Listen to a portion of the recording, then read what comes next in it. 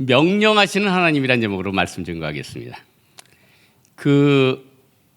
저같이 이제 군 생활을 하신 분, 군대에서 제일 중요한 게 뭡니까? 명령의 명령.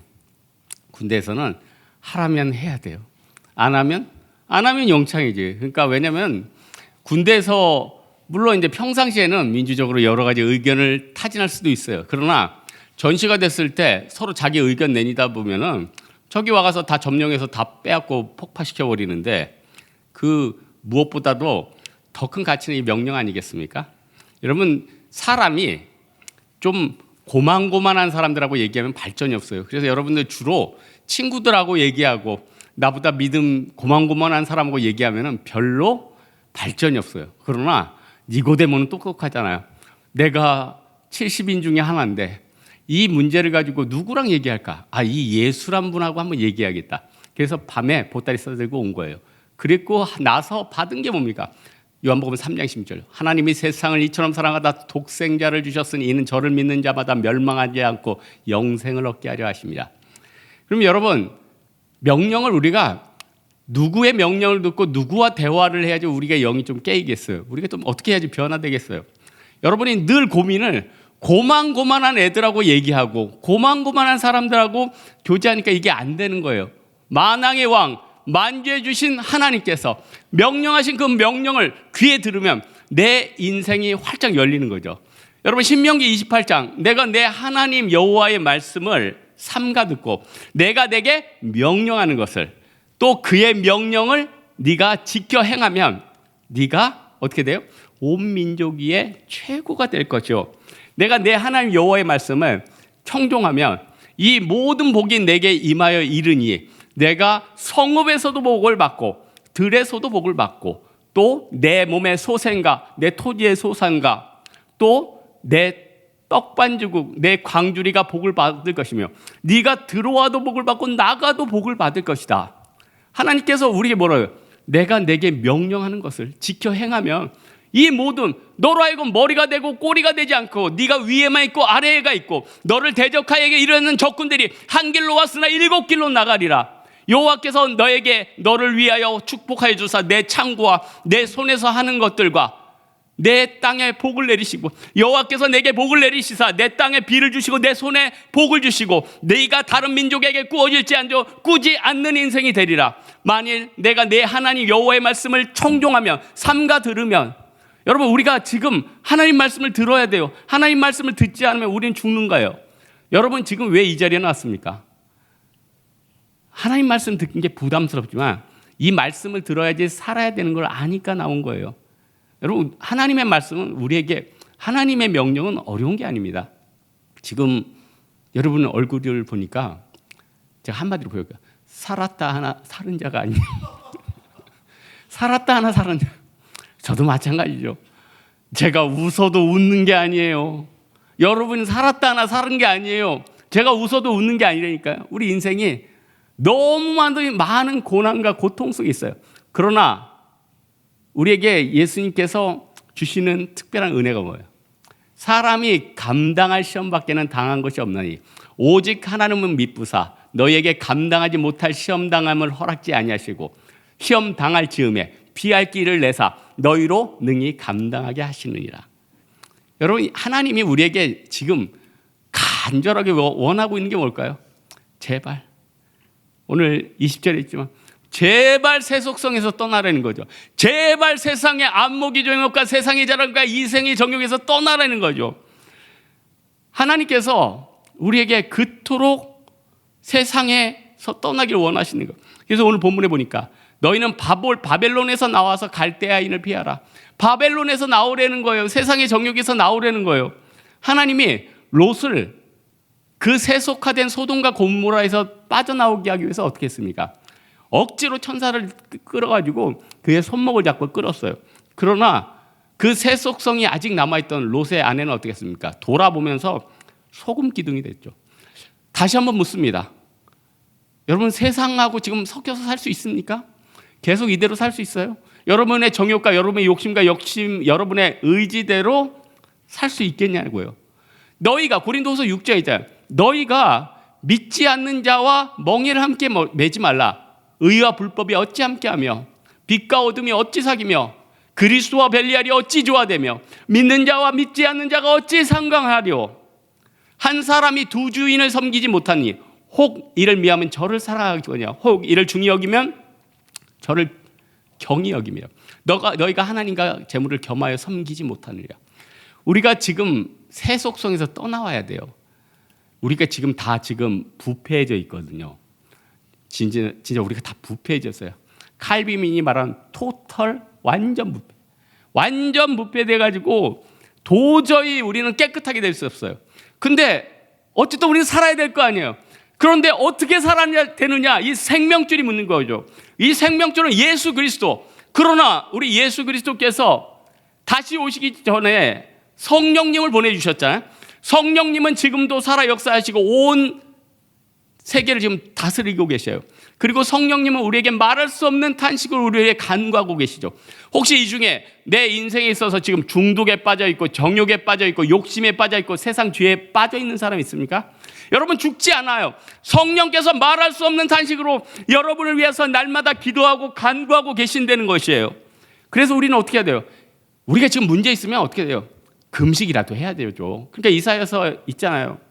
내가 기뻐하는 금식은 흉악의 결박을 풀어주며 멍에의 줄을 끌어주며 압제당한 자를 자유케 하며 모든 멍에를 꺾는 것이 아니겠느냐. 우리가 금식이라도 하면서 살아나겠다고 발버둥 쳐야 되지 않겠어요? 내가 한 주인 예수 그리스도만을 바라보겠다고 하나님 앞에 다시 한번 서원 드려야 되지 않겠어요? 시편 50편에 뭐라고 합니까? 감사로 하나님께 제사를 드리며 너희 서원을 하나님께 갚으며 환난 날에 나를 부르라. 내가 너를 건지리니 네가 나를 영화롭게 하리로다. 감사로 제사를 지는 자가 하나님을 영화롭게 하느니 그의 이름을 높이는 자에게 하나님의 영광을 보이리라. 우리가 지금은 다시 금식하고 기도하고 하나님 앞에 서면은 살 수가 있다는 거죠. 그래서 출애굽기 33장에 뭐라고 해요? 모세가 주여 이 민족과 이 나라를 건져 주옵소서. 그렇지 않으면 내 이름을 생명책에서 제해 주시옵소서. 제발 이 가나안 땅에 주께서 우리 함께 해 주시옵소서. 우리가 우리 혼자 갈 수 없나이다. 주께서 뭐라고 하십니까? 내가 반석 위에 서라. 내가 은혜 베풀 자에게 은혜를 베풀고 내가 구원을 베풀 자에게 구원을 베풀리라. 그때 모세가 그 하나님의 음성으로 인해서 하나님의 영광을 본 거예요. 영광을. 그 영광 보는 장면이 참 멋있어요. 제가 철야 때도 얘기했는데 내가 영광이 지나갈 때 내가 너를 반석 틈에 두고 내가 지나도록 내 손을 너로 덮었다가 손을 거두리니 내가 내 등을 볼 것이요 얼굴은 보지 못하리라. 하나님이 우리에게 영광을 보여주시는 거예요. 우리는 예수 그리스도를 봤잖아요. 빛이 왔잖아요. 그 빛이 우리에게 온 거 아니에요? 우리는 이제 예수 그리스도 앞에서 자유롭게 못 받을 사람이 없어요. 죄 용서 못 받을 사람이 없고 우리가 이 우울과 그 괴로움에서 벗어나지 못할 사람이 없어요. 모든 사람이 죄를 다 용납받을 수 있다는 거예요. 아무도 우리를 정죄할 수 없어요.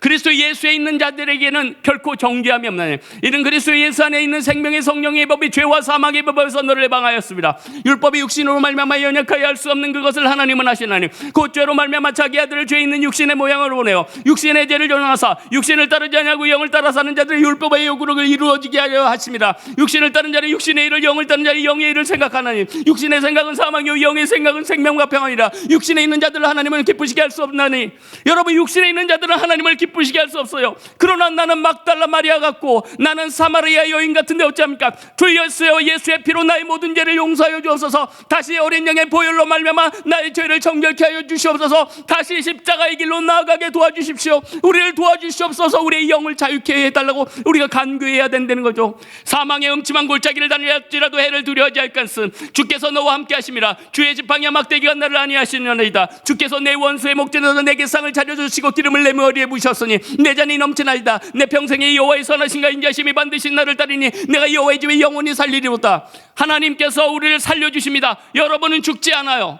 우리는 사망 권세를 이겨야 됩니다. 나사렛처럼 나사로야 나오라. 멸망받을 바벨론이 오늘 예수님 때문에 이제 그 안에서 백성들은 포로 귀환을 하고 그들은 생각지도 못했던 대적을 만납니다. 그 페르시아죠. 지금 우리가 볼 때 저 민족과 저 나라와 내 원수는 도저히 깰 수 없을 정도로 너무 강하다 하는 자들이 있을지라도 그들은 더 큰 권세와 더 큰 강한 자들 통해서 하나님 깨신다는 거죠. 그리고 우리는 그들을 걱정할 게 아니에요. 우리 천하에서 제일 중요한 게 뭔데? 우리 목숨 아니에요? 지금도 벽지 화장터 해보라고 해. 하루에 몇 명씩 죽어나가는지. 저도 내일 당장 또 우리 교회 성도 부모님 장례식 가잖아요. 날마다 한 명 한 명 뚝뚝 지옥과 천국을 오가는 이 인생 우리가 살고 있다는 거예요. 뭘 자랑해야겠습니까? 뭘 세상에 뭘 구해야겠어요? 여러분의 있는 재능 다 던져버리세요. 아무 쓸데없어요. Nothing이에요.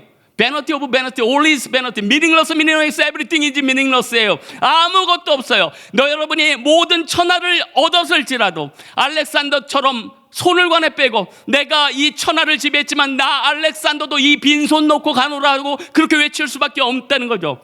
예수 그리스도께서 오신 다음에 온 지면에 엄청난 흑암이 있었어요. 예수님이 십자가에 아침 9시에 맞추는데 12시부터 3시까지 뭐가 있어요? 흑암이 있었다며요. 전에도 없었고 후에도 없었던 어마어마한 흑암.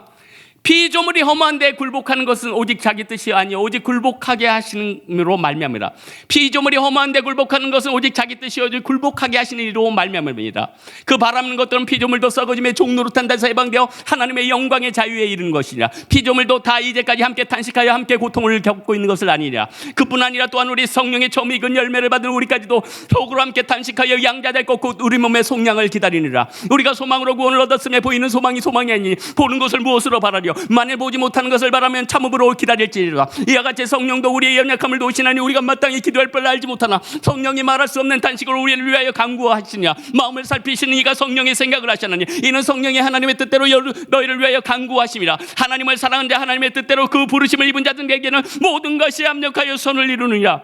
피조물이 탄식하고 있어요. 여러분의 영을 건드리고 있어요. 여러분의 사망 권세와 죽어가고 죽고 싶어하는 마음을 건드리고 계세요. 예수의 성령과 성령께서 말할 수 없는 탄식으로 우리를 만지고 계셔요. 여러분 어찌해야겠습니까? 여러분의 가족 간의 상처와 학대들, 여러분의 친구들 간의 고통을 주고 있는 문제들, 여러분의 부모의 학대의 문제들, 여러분의 직장 상사 선배들의 여러분을 고통을 주고 있는 문제들 어떻게 해결해야 되느냐 이거예요. 예수님께서 해결해 주셨어요. 아마 우리 성령께서 말할 수 없는 탄식으로 여러분을 위해서 지금 간구하고 계세요. 여러분 치유의 능력이 시작됐습니다. 어린 양의 보좌로부터 흘러나와 하나님감의 어린 양의 보좌로부터 흘러나오는 그 생명수가 여러분의 마음을 만지시고 여러분 그 나무에서 나온 나무 잎사귀들이 여러분의 영혼을 지금 치료하고 있다는 거예요.